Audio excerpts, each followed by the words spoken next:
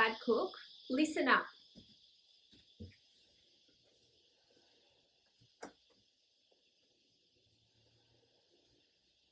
Why being a bad cook is a good thing. So, controversial topic. I want to start by saying I do not think that you're a bad cook.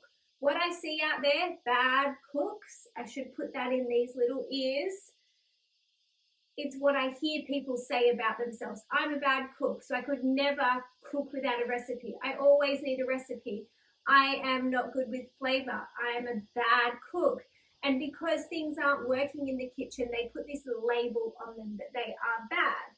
So for example, I'm learning to run again. Well, I'm getting back into running after almost 9 years off, 2 injuries, a pregnancy, a birth, and now I'm getting back into running. And where my mind is in running is light years ahead, or should I say 9 years ago, when I could run 21 Ks. This present day Lou can run about 3.4 Ks to 4 Ks depending on the day. That's a big difference. And so in my mind, I'm thinking I'm a bad runner. In fact, I'm not a bad runner, and I can't put that on myself. But what I am doing is I'm relearning to run. So I'm getting back into the habit of running. I'm taking every run that I do, even every failed run, and I'm applying some thought to it. What could I do better? What do I need to do differently next time? Do I need to run at a different time? Which not totally possible for me because I'm a stay-at-home mum, so my limited running time, it's kind of the time that I've got to run. But do I need to eat more? Do I need to have more water before I go? Do I need a little snack before I go on a run? All these things that'll make up my knowledge of running so I can progress and get better and better and better. So back to you with your cooking and thinking that you're a bad cook. So for starters, people that recognize that they're a bad cook or that there's a skills gap going on, that they're here and they want to be there, it's a wonderful place to be because you already know it. You're already recognizing it. You know that you need to do something about it. So lots of other people walk around going, I'm a bad cook, I'm a bad cook, I'm a bad cook, I can't cook, I don't have time to cook. And they say all these things. I need a recipe, I'm in a recipe rut, I'm not good with flavor. However, they can't even see that there's anything that they can do about it. So they'll just continue doing this for all of their lives. 1,095 meals a year for 40 years. That's 1,095 chances per year to get better at doing something that they do every day, 3 times a day, 1,095 times a year. That's how many opportunities they have to get better, but they're so in this, they don't even realize that they're a bad cook and they can do anything about it. So if you're realizing that you're a bad cook, welcome. It's time to do something about it. And I believe that being a bad cook is optional. So we're all given these 1,095 chances a year. Being a bad cook is optional because there's always something that you can do about it.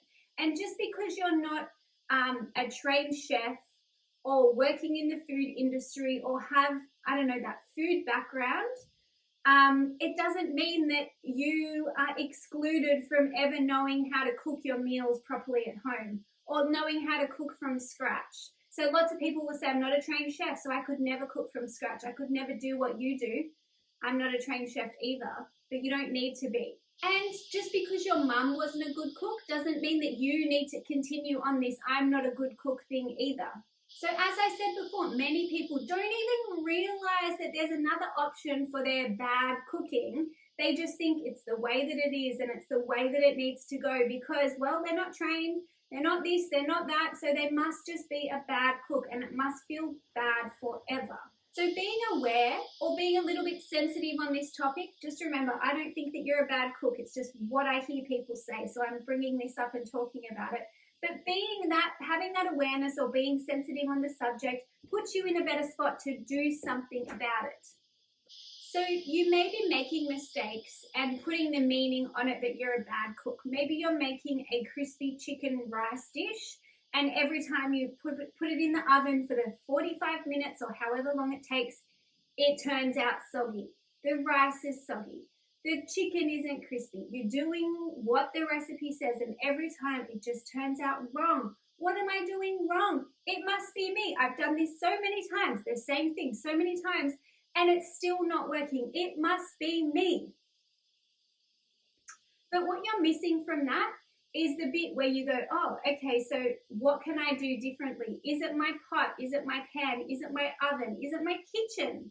So for example, when we moved into this house here, I'd been making quinoa for about 9 years and making it personally and also making it at scale. And I was a gun at making quinoa.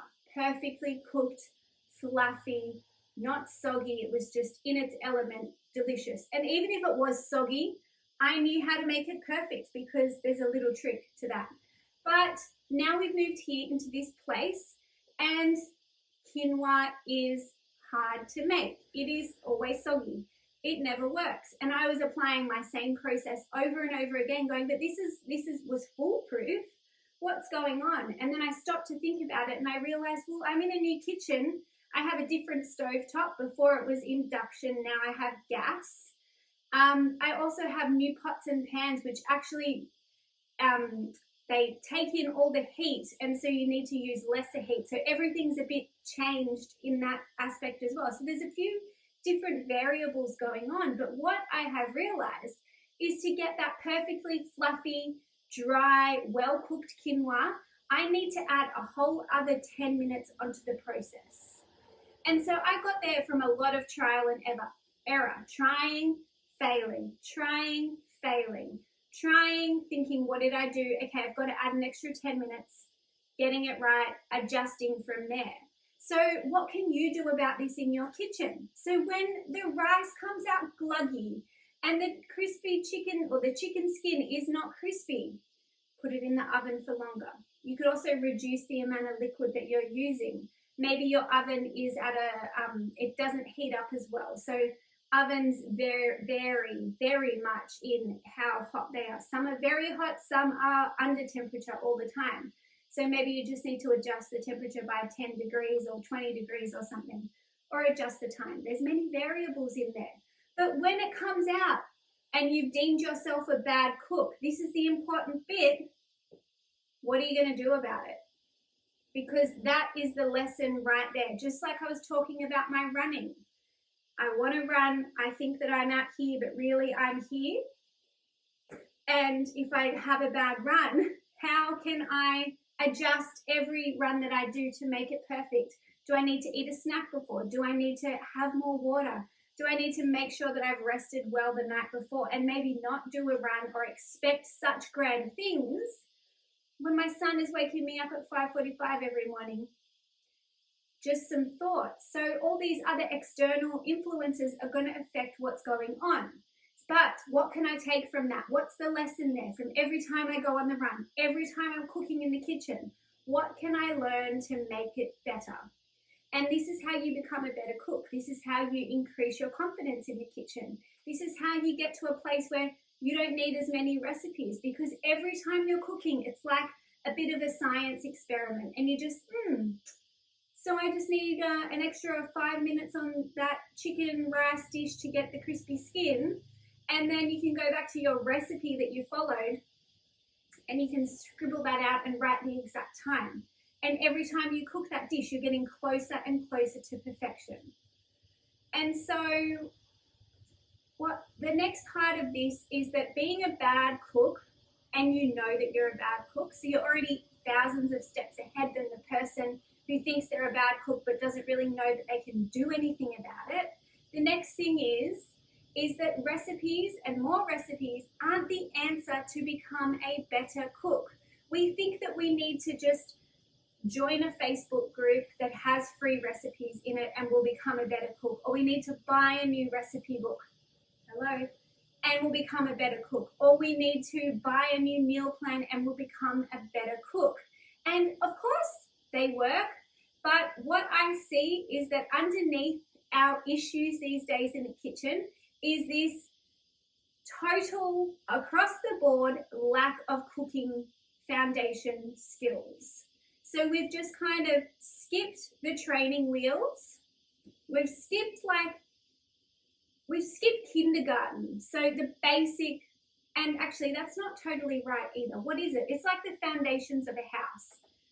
I'm trying to say it's like kindergarten, it's like the first steps, but often they're overlooked because we think that they're unnecessary because they're just all the way at the beginning and we can just skip ahead and we'll be fine. But it's like building a house. You need that solid foundation to then put up the frame, for the frame to stay, for everything and the house to be built and to stay up properly and not fall over in the wind, okay?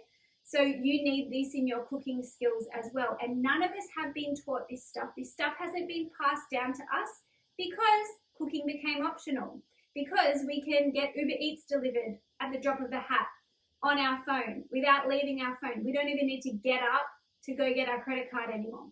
It just pop, pop, pop, and it's done. We can go to the supermarket and buy jars of stuff. Jars of simmer sauces and pasta bake sauces and whatever, and it's all done for us.